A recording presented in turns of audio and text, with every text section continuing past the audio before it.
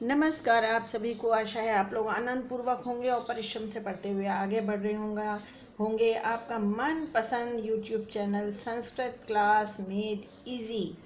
हाँ, बहुत अच्छी तरह जानते हैं आप मेरे यूट्यूब चैनल को। आपकी पढ़ाई में से बहुत हेल्प होती है, ऐसा आप सब मुझे बताते हैं। मैं नहीं कह रही हूँ, ऐसा आप सब मुझे बताते हैं। और आज आपके बहुत अनुरोध करने पर मैं खुद भी डालना चाह रही थी, लेकिन वही है कि भाई बहुत 5 महीने पहले से तो नहीं स्ट्रेटेजी बनाई जा सकती है। अभी तो आपका कोर्स ही पूरा नहीं हुआ था। अब जब आपकी परीक्षा में लगभग 4 महीने बचे हैं, 4 महीने से ज़्यादा का टाइम है, तो आपके लिए संस्कृत क्लास में डीजी लाया है बेस्ट स्ट्रेटेजी संस्कृत का टेस्ट पेपर करने के लिए, अच्छी तरह करने के लिए और बहुत सारे नंबर पाने के लिए किस प्रकार तैयारी की जाए, उसके लिए एक पूरा प्लानर आपके सामने मैं प्रस्तुत कर रही हूँ। आगे बढ़े उसके पहले वही रिक्वेस्ट कि अगर अभी तक आपने नहीं सब्सक्राइब किया है तो संस्कृत क्लास में डीजी यूट्यूब चैनल को अवश्य सब्सक्राइब करें और अपने साथियों के साथ शेयर भी करें। तो भाई सन 2020-21 की जो परीक्षा है वो फरवरी के महीने में होगी, पर ये मत सोचिएगा कि फरवरी में क्या 1 फरवरी से ही शुरू हो जाएंगी क्या, जी नहीं। आपके एग्ज़ाम शुरू होंगे करीब 20 फरवरी के बाद, उसके बाद ही शुरू होने वाले हैं। तो पिछली बार भी फरवरी के लास्ट वीक में शुरू हो गए थे। 20-21 फरवरी को एग्ज़ाम शुरू हुए थे और 20 मार्च को लास्ट पेपर हुआ था। लास्ट ईयर जब 2019 का एग्ज़ाम हुआ था, 2020 में जब जो एग्ज़ाम हुआ है, 2020 ही जो चल रहा है इसमें मार्च में, तो फरवरी के मिड फरवरी में एग्ज़ाम 20-21 21 फैब को पहला पेपर था और लास्ट 7 मार्च को संस्कृत का पेपर था। 7 मार्च को संस्कृत का पेपर था और लास्ट पेपर हुआ है 20 मार्च को, और उसके बाद ही लॉकडाउन लग गया था। तो भाई इस बार भी लगभग 20-22 मार्च फरवरी से ही एग्ज़ाम शुरू होंगे, अगर कहीं कुछ और चेंज सीबीएसई ना कर दे तो अभी हमारे पास महीने कितने हैं, कितना समय हमारे पास पड़ा हुआ है, देखिए ज़रा। 15 अक्टूबर से आगे चलिए, 15 अक्टूबर से 15 नवंबर, फिर 15 दिसंबर और 15 जनवरी, पूरे 90 डेज़ हमारे पास हैं। 90 डेज़ हमारे पास हैं। 15 जनवरी के बाद का समय तो सिर्फ फाइनल ब्रशिंग अप के लिए है।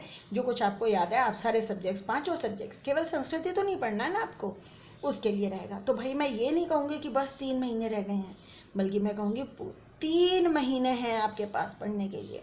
केवल 90 दिन नहीं है, बल्कि पूरे 90 डेज़ हैं आपके पास पढ़ने के लिए। और क्या पढ़ना है, कोई नया सब्जेक्ट नहीं है, ये वही संस्कृत है जो आप पढ़ते चले आ रहे हैं इतने सालों से। और इस साल भी आप लॉकडाउन का समय होने पर भी छात्र बड़े मनोयोग से पढ़ रहे हैं, जैसे भी कोशिश कर रहे हैं। स्कूल की ऑनलाइन क्लासेस चल रही हैं, यूट्यूब चैनल से पढ़ रहे हैं, अन्य बहुत सारे प्लेटफॉर्म हैं जहाँ पर इस तरह के वीडियोज़ अपलोडेड है, वहाँ से पढ़ रहे हैं और ख़ुद तो परिश्रम कर ही रहे हैं भाई। तो बच्चे जब इतने सजग, जागरूक हैं, सचेत हैं, तो एग्ज़ाम तो अच्छा होने ही वाला है। बस मेरा तो काम है आपकी थोड़ी सी सहायता कर सकूं मैं कि किस तरह से आप एग्ज़ाम के लिए तैयारी कर पाएंगे। तो भाई आपको बाकी सब्जेक्ट्स भी पढ़ने हैं, केवल संस्कृत तो नहीं पढ़नी है ना। उसको देखते हुए मैं आपके लिए कुछ हेल्प करने वाली हूँ, कुछ कोशिश करते हैं। सबसे पहले तो जान लीजिए कि चूँकि ये लॉकडाउन का समय है तो आपका सिलेबस काफ़ी कम कर दिया गया है। 30% तक की कमी इस सिलेबस में हो गई है, लेस कर दिया गया है सिलेबस। पहले जहाँ 12 चैप्टर थे, इस बार केवल 7 चैप्टर्स आपके कोर्स में है भाई। केवल 7 पाठ आ रहे हैं। कौन कौन से लेसन आ रहे हैं आपके कोर्स में? लेसन 1, 2, 5, 6, 7, 8 और 9, ये इतने चैप्टर आ रहे हैं, 7। इसके अलावा संधियाँ कम कर दी गई, समास कम किए गए, प्रत्यय कम कर दिए गए, वाच्य तो उतना ही है, अव्यय उतना ही है, और समय वैसे ही आ रहा है ना। लेकिन वाक्य संशोधन 3 नंबर का ही आएगा इस बार। इस तरह से बहुत सारी चेंजेस किए गए हैं। अभी तक क्वेश्चन पेपर के पैटर्न में भी चेंजेस हैं। अभी तक आपके क्वेश्चन पेपर में 4 खंड होते थे, 4, जैसे आप 9th में दे चुके हैं। लेकिन अब इस बार 4 खंड नहीं है, बल्कि इस बार केवल 2 खंड हैं, अ और आ। इसमें भी जो अ खंड है वह है पूरा का पूरा एमसीक्यू ऑब्जेक्टिव, और जो आ खंड है वो है सब्जेक्टिव, यानी उसमें आंसर्स आपको लिखने हैं, वो सब्जेक्टिव है। ठीक है। अ खंड में व्याकरण है भाई, इसमें आएगी पूरी व्याकरण। इसके साथ ही आ जाएगा भाषिक कार्य भी। प्रश्न निर्माण भी इसी में आएगा, प्रश्न निर्माण भी इसी में आ जाएगा। और सारा भाषिक कार्य जो आपके 3 गद्यांश, पद्यांश और नाट्यांश पूछे जाते हैं, उस पे पूरा भाषिक कार्य जो है वह भी इस खंड में आएगा। हर एक में आंसर्स गिवन होंगे, 3-4 ऑप्शन होंगे, आपको कोई एक आंसर सिलेक्ट करके लिखना होगा। वो पेपर में कैसे अटेम्प्ट किया जाएगा ये मैं बता चुकी हूँ जब मैंने सैम्पल क्वेश्चन पेपर का सॉल्यूशन अपलोड किए थे, पिछले वीडियो में देख चुके हैं। जो सब्जेक्टिव है उसमें सबसे पहले एक अपठित आएगा, जिसके आंसर ढूंढ के आपको 1 वर्ड, 1 पूर्ण वाक्य, भाषिक कार्य जो भी है, शीर्षक सब आपको लिखने हैं। पत्र होगा, जो पत्र पूरा उतार कर 10 फिल इन द ब्लैंक्स भरने होंगे। चित्र वर्णन करना होगा, जिसमें आपको 5 सेंटेंस लिखने होंगे। फिर उसके बाद हिंदी से संस्कृत अनुवाद होगा, भाई 5 वाक्यों का अनुवाद करना होगा आपको। इसके अलावा आपके जो चैप्टर हैं, ये 7 चैप्टर जो हैं, इनमें से एक गद्यांश, एक पद्यांश और एक नाट्यांश ये पूछा जाने वाला है। उस पर आधारित एक पदेन उत्तरत और पूर्ण वाक्यन उत्तरत उस पर क्वेश्चंस होंगे, है ना। तो ये लेसन बेस्ड होगा। इतना, ये आपका खंड अ है और ये खंड आ है। इसकी तैयारी कैसे 90 दिन में करनी है वो हम पढ़ने वाले हैं।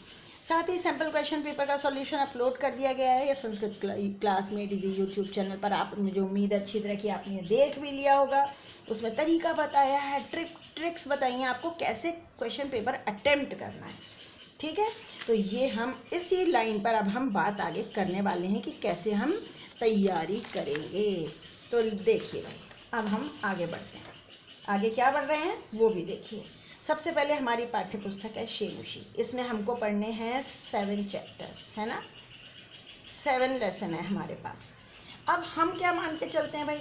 अच्छा हाँ, मैं आपको एक बात और बता दूं, जब ये 7 पाठ आपको पढ़ने बहुत अच्छी तरह, 15 अक्टूबर से हमने तैयारी शुरू करनी है। आज 14 अक्टूबर हो गई, कल से आप तैयारी शुरू कर रहे हैं पूरे। मेरा आपसे ये नहीं कहना है कि हर दिन आप साइंस भी पढ़ो, मैथ्स भी पढ़ो, सोशल साइंस भी पढ़ो, ऐसे डिस्ट्रीब्यूटेड नहीं। इसमें क्या होगा, बहुत दिन लग जाएंगे और एक बार भी किसी सब्जेक्ट का कोर्स पूरा नहीं हो पाएगा, जो आपको नर्वस कर देगा। इसलिए मेरा कहना है कि अभी शुरू के 7-8 दिन केवल आप केवल और केवल शेमुशी पढ़िए। आपकी ऑनलाइन क्लास हो रही है वो भी आपको देखनी है, कोई कोचिंग की क्लास चल रही है वो भी आपको देखनी है। फिर बचे हुए समय में से कम 4-5 घंटे आप निकालिए और एक एक करके सारे चैप्टर्स पढ़ने हैं आपको। आप मेरे यूट्यूब चैनल पर 7 पाठों पर आधारित बहुत सारे वीडियोज़ हैं, हर पाठ पर। उसमें हिंदी संस्कृत से हिंदी अनुवाद कैसे किया जाए, श्लोकों का अनुवाद कैसे हो, अन्वय कैसे लिखा जाए, प्रश्न निर्माण कैसे हो, भाषिक कार्य कैसे हो, समास, संधि, प्रत्यय, हर एक पर 8-9 वीडियोस उपलब्ध हैं भाई। अगर आप उन सबको भी देखेंगे, हाँ मैं ये नहीं करी हूँ, मेरे ही चैनल में से देखिए, जहाँ से आपको देखना है वहाँ देखिए। और हर दिन 4-5 घंटे आप लगाइए और इन 7 पाठों को कोशिश करिए कि 10 दिन में आप समाप्त करें। 10 डेज लगाइए इनको करने में। 10 डेज मैंने इसलिए कहा, बीच में दशहरा भी आ रहा है, आपको बाकी सब्जेक्ट्स भी पढ़ने हैं, तो 10 डेज मैंने कहा है। 10 डेज में आप ये 7 चैप्टर थॉरोली तैयार करिए बहुत अच्छी तरीके से, और 10 दिन बाद शेमुशी को रख दीजिए। अगर आप मेरे सारे वीडियोस देखेंगे ना, तो ना केवल लेसन की कहानी समझ में आएगी, घटनाक्रम कैसे किया जाए समझ में आएगा, प्रश्न निर्माण कैसे किया जाए समझ में आएगा, बल्कि आपको और भी बहुत सारी चीज़ें समझ में आएंगी। मालूम क्या, आपने लेसन 1 सूची पर्यावरणम के वीडियो देखे सारे, आपको हिंदी अनुवाद समझ में आएगा भाई, ठीक है, कि हिंदी अनुवाद, हर शब्द का अर्थ, हिंदी अनुवाद, पर्यायवाची शब्द, ये सब समझ में आ जाएंगे। ये पूछा जाता है ना, पर्याय पूछे जाते हैं, विलोम विपर्य पूछे जाते हैं, ये भी आपके तैयार हो जाएंगे इन वीडियोस को देखने से। फिर प्रश्न निर्माण पर वीडियो देखेंगे, प्रश्न भी तैयार हो जाएंगे, प्रश्न निर्माण कैसे किया जाए। संधि, समास और प्रत्यय तैयार हो जाएगा, संधि, समास और प्रत्यय का टॉपिक भी आपका तैयार हो जाएगा। संधि, समास और प्रत्यय। इसके बाद क्यों कह रही हूँ मैं ये तैयार हो जाएगा, क्योंकि एग्जाम में अनुप्रयुक्त व्याकरण पूछी जाती है। संधि, समास और प्रत्यय केवल और केवल आपके इन 7 चैप्टर्स में से आने वाले, तो ये भी तैयार हो जाएगा। फिर जो पठित गद्यांश पद्यांश आते हैं ना, जो तैयारी पठित गद्यांश पद्यांश और नाट्यांश पे जो एक पदेन उत्तरत, पूर्ण वाक्यन उत्तरत ये आता है ना, 1 वर्ड और पूर्ण वाक्य वाला, सेंटेंस में लिखने वाला, वो भी आप कर पाएंगे। तो बस लेसन पढ़ा और आपकी इतनी सारी तैयारी हो जाएगी। और पता ही कितने नंबर के, 4-4-8-4 12 नंबर का तो ये आता है। प्रश्न निर्माण आएगा 5 मार्क्स का, पर्यायवाची शब्द शब्दार्थ जो हैं ये 4 मार्क्स के आएंगे। और जब आपको हिंदी अनुवाद आ जाएगा तो जो क्वेश्चंस आते हैं पठित नाट्यांश पद्यांश और गद्यांश पर, ये 3-3-6-9 नंबर के आते हैं, ये तैयार हो जाएंगे। और क्या तैयार हो जाएगा भाई, इतना तो हो ही क्या, घटनाक्रम, हाँ वो क्यों हम भूल जाते हैं, घटनाक्रम जो 4 मार्क्स का आएगा वो भी तैयार हो जाएगा। तो ये कितने हो गए भाई, 9 9 18 19 20 और 4 24 का 4 और 2 2 2 और 1 3 नंबर ये हो गए भाई। इतनी सारी तैयारी। और अन्वय हम भूल गए, 2 नंबर का अन्वय भी आएगा। लो 36 हो गए, अन्वय भी तैयार हो जाएगा आपका।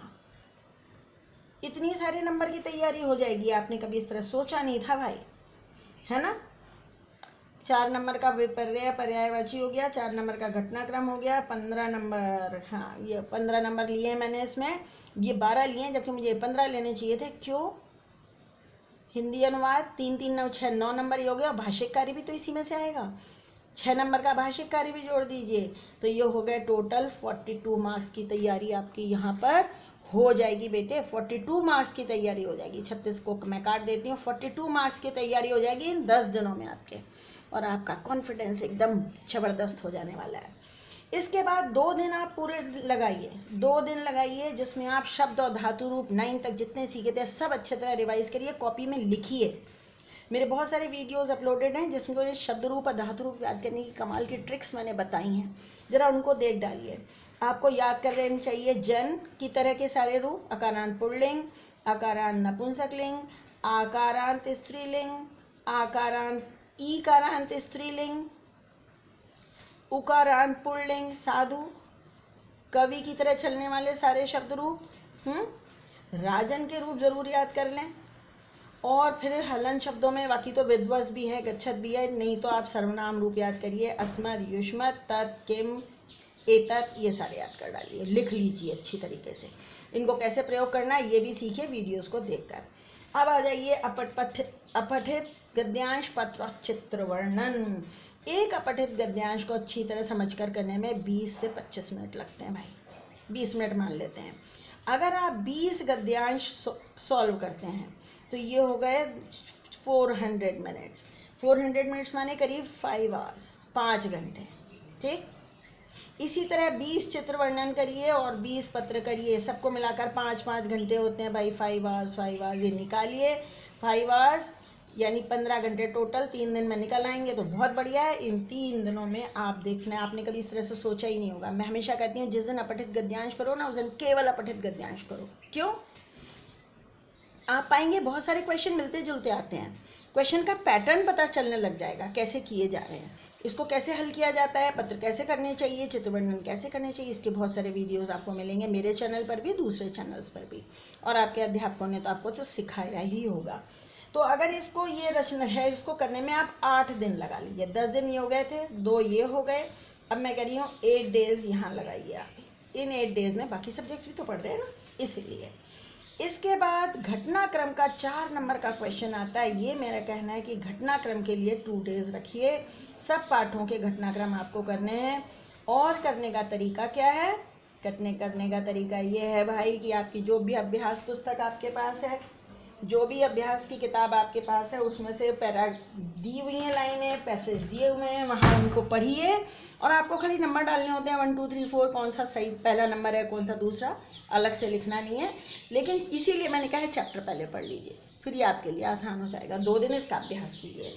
संस्कृत में अनुवाद करना, आपने शब्द रूप रिवाइज कर लिए, लेसन अच्छी तरह पढ़े हुए हैं, 9th में पढ़ी हुई उपपद विभक्तियाँ आपको याद हैं, धातु रूप आपने याद कर लिए। धातु रूप भी तो यहाँ याद करेंगे ना, 5 लकार में, 5 लकार में आप ये याद करेंगे ना, रिवाइज कर लेंगे। तो संस्कृत अनुवाद करना है। मेरा कहना है बच्चों को कम से कम 100 वाक्य हिंदी के संस्कृत में ट्रांसलेट करिए, 100 वाक्य। इनको करने में आपको 3 दिन से अधिक नहीं लगेंगे, 3 डेज। एक वाक्य का संस्कृत अनुवाद करने में 2 मिनट से ज़्यादा नहीं लगता है, तो 200 मिनट होते हैं भाई, 2.5 घंटे खाली, है ना। आप 100 वाक्यों का अनुवाद करिए, अपना रजिस्टर बनाइए, उसमें उतारिए, वीडियोस देखिए, वहाँ से हिंदी वाक्यों को कॉपी करते जाइए, कॉपी करते जाइए, कॉपी करते जाइए, और फिर उनका संस्कृत अनुवाद करिए। सॉल्यूशन आपको उन वीडियोज़ में मिलेगा ही मिलेगा। कितने दिन हो गए? 10, 2, 12 और 10, 22 और ये 3, 25 दिन हमारे हो चुके हैं अभी तक 90 डेज में से। अब देखिए, अब हम क्या करने वाले हैं? अब हम आ गए व्याकरण पे भाई। अब यहाँ भी अभी आपके लिए कुछ नया नहीं है। क्यों? आपने चैप्टर पढ़े हैं, उनके वीडियोस देखे, मैंने कहा ना उसमें अनुप्रयुक्त व्याकरण सारी है। फिर भी मैं कहती हूँ, फिर भी 2 दिन रखिए संधि के लिए। आपके कोर्स में खाली विसर्ग संधियाँ और व्यंजन संधियाँ हैं। विसर्ग और व्यंजन संधियाँ केवल लेसन में दिए हुए शब्द आएंगे संधि के लिए, संधि विच्छेद के लिए। तो उन वीडियोस में देखिए, अपने नोटबुक में सारे शब्दों को उतारिए और सॉल्व कीजिए। 2 दिन लगाइए संधि के लिए, 3 दिन समास के लिए लगा लीजिए। 3 समास कोर्स में है, 3 दिन समास के लिए, प्रत्यय के लिए 2 दिन। केवल 3 प्रत्यय कोर्स में है, त्व, तल और मतुप। मजाक हो रहा है भैया इस बार तो। वाच्य के दिन लिए, वाच्य के लिए भी 2 दिन बहुत होते हैं, और अव्यय और समय के लिए 1 दिन, और वाक्य संशोधन के लिए 1 दिन। कितने दिन हो गए ये? हमने कितने दिन अभी तक देख लिए थे? 25 दिन पहले हो चुके थे हमारे 25 डेज। अब 25 और 5 30, 34 36 डेज हुए। 90 डेज हमारे पास हैं, 36 डेज। पहला रिवीजन हमारा तैयार, पहला हमारा कोर्स तैयार हो गया। अब जब 36 डेज में हमने एक बार तैयार कर लिया है, तो जब हम दोबारा तैयारी करेंगे तो ये हमारी हो सकता है 25 डेज में ही हो जाए। हो सकता है 1-2 दिन कम ज़्यादा कहीं हो सकता है, किसी भी वजह से हो सकता है ना, ये हो सकता है, हम मान सकते हैं। ये फर्स्ट रिवीजन होगा हमारा, और उसके बाद हमको करना है सेकेंड रिवीजन भी। ये हमें और कम समय लेके, मैं आपको गारंटी दे रही हूँ 15 दिन में ही हो जाएगा, और आप बाकी सब्जेक्ट्स भी आपके चलते रहेंगे बीच में। लेकिन स्ट्रेटेजी ये फॉलो कीजिएगा। 3 4 5 ये लीजिए, कितने दिन हुए ये? 5 5 10 16 3 1 4 2 6 76 डेज, और हमारे पास है 90 डेज। तो देखो भाई, हमारे पास 14 दिन का बोनस बचा हुआ है कुछ और पढ़ने के लिए। जो भी हमें इसमें से कोई टॉपिक समझ में नहीं आया, हेल्प लेनी है टीचर्स की, साथियों की हेल्प लेनी है, उसके लिए हमारे पास ये समय और बच गया है। तो भाई मैं इसीलिए बता रही हूँ आपको कि स्ट्रेटेजी बनाकर पढ़ना हमेशा बहुत अच्छा है। और मैं आपको फिर से कहना चाह रही हूँ कि मैं आपसे ये नहीं कह रही हूँ कि आपके पास सिर्फ 90 डेज हैं, मैं कहना चाह रही हूँ 90 डेज हैं भाई, खूब सारे दिन हैं। लेकिन वो तब हैं जो नियमित तौर से, निश्चित रूप से, एक नियमित गति से आपको पढ़ता रहेगा। जो बच्चा नियमित गति से जो पढ़ता रहेगा वो ही विनर बनेगा भाई, वही सिकंदर कहलाएगा जो नियमित गति से पढ़ेगा, आगे बढ़ता रहेगा। ठीक है ना? तो ये हमारे पास 90 डेज की स्ट्रेटेजी जो है ये हमने बना ली है, इसको फॉलो कीजिए। अपने हिसाब से घट बढ़ आप कर सकते हैं, किसी का बर्थडे बीच में आ जाएगा, घर में कोई शादी आ जाएगी। हालांकि बहुत ज़्यादा इस समय कोई अपना समय इधर उधर लगाना नहीं चाह रहा, और सुरक्षित भी रहना है आपको, अपने स्वास्थ्य का भी ध्यान रखना है बहुत ज़्यादा। तो भाई इस वीडियोस को 2-3 बार देखिए, इसके हिसाब से आप कैलेंडर पे अपना मार्क करिए किस दिन आपको क्या पढ़ना है, और क्वेश्चन पेपर के पैटर्न पर ध्यान दीजिए। इस पर भी वीडियो अपलोडेड है, और सैम्पल क्वेश्चन पेपर पर भी वीडियोस अपलोडेड है। मेरे 2 वीडियो इसके ऊपर हैं, और क्वेश्चन पेपर पैटर्न पर भी वीडियो अपलोडेड है। इनको भी देखिए और फिर अपनी स्ट्रेटेजी के हिसाब से पढ़ाई करिए, और किसी की बातों में मत आइएगा। एग्ज़ाम आपके 20 फरवरी के पहले नहीं शुरू होने वाले हैं, और कोर्स सब्जेक्ट तो 20-22 फरवरी से ही होते हैं। ठीक, और आगे क्या होने वाला है बाकी तो हमें कुछ पता नहीं है। लेकिन हम ये सोच कर नहीं बैठे रहेंगे कि CBSE डेट बढ़ा देगा, कोर्स और कम कर देगा ना, इस पर कुछ नहीं सोच विचार करना है। आप तो अपनी स्ट्रेटेजी बनाइए और पढ़ाई करते रहिए। हमने 15 जनवरी तक का लिए रखा है, उसके बाद फिर 1 महीना बचता है हमारे पास। अगर आप इस सब चीज़ को फॉलो कर रहे हैं, मेरे बताए हुए तरीके को आप फॉलो कर रहे हैं, तो भाई आप बहुत सेफ रहेंगे। आपके पास केवल 76 डेज में आपकी सब तैयारी हो रही है, और हमारे पास 90+1 मंथ है, 90+30 डेज है हमारे पास तो अभी, है ना? तो हम बहुत आसानी से तैयारी कर लेंगे, और परीक्षा में 100% 80 ऑन 80 लाने के लिए भाई आपको तैयारी करनी है। और मैंने आपको ये भी बताया, एक बार में जो सब्जेक्ट उठाएं, जो टॉपिक जैसे लेसन उठाए, तो 7 दिन तक लेसन ही लेसन पढ़ते रहिए। बाकी बचे समय में दूसरे सब्जेक्ट्स के लिए भी इसी प्रकार कुछ स्ट्रेटेजी बनाइए और पढ़िए, और सफलतापूर्वक एग्ज़ाम में अपीयर होइए अच्छी तरीके से। तो बस अब आपसे विदा लेती हूँ, आपको बहुत बहुत शुभकामनाएं। और भाई अगर सब कुछ जमा हो तो अब आप मुझे बताएं अगला वीडियो आप किस पर देखना चाहते हैं। नमस्कार।